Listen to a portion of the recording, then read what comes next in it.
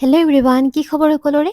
ৰাতিপুৱা উঠি ৰাতিপুৱা টিউশ্যনটো ক্লাছ 10ৰ কেইটাক লৈ ল'লোঁ। ইহঁতক ছুটি দি আবেলিৰ এটা বেটছ দিনতে লৈ ল'লোঁ। কাৰণ আজি বাথৌ পূজা উপলক্ষে স্কুলবোৰ বন্ধ আছিল।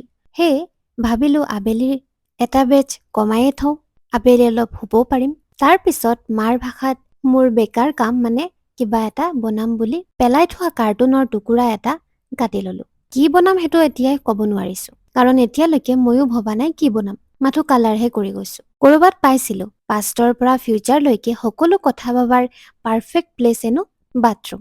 সেয়ে ময়ো গা ধুওঁতে ধুওঁতে ভাবি উলিয়ালোঁ কিয় না আজি ইউটিউবতে দেখি থকা এটা ক্ৰাফ্ট বনোৱা যাওক। আৰু সেই ভাবিয়ে ঘৰতে পৰি থকা টিছু পেপাৰ আৰু ক্লে অলপ উলিয়াই লৈ কালাৰ অলপ মিক্স কৰি টিছু পেপাৰখনত মাৰি ল'লোঁ। আৰু শুকাই যোৱাৰ পিছত সৰু সৰুকৈ কেঁচি দি কাটি ক্লে ডোখৰক ৰুটিৰ নিচিনাকৈ বেলি লৈ তোমাৰ ওচৰত থকা মোৰ দিলটোৰ নিচিনা এটা শ্বেপ দি ল'লোঁ। এইবাৰ সেই কালাৰ কৰি থোৱা কাৰ্টুনটোত ক্লেটো লগাই লৈ কাটি থোৱা টিছু পেপাৰবোৰ ব্ৰাছৰ সহায়ত এটা এটাকৈ লগাই গ'লোঁ।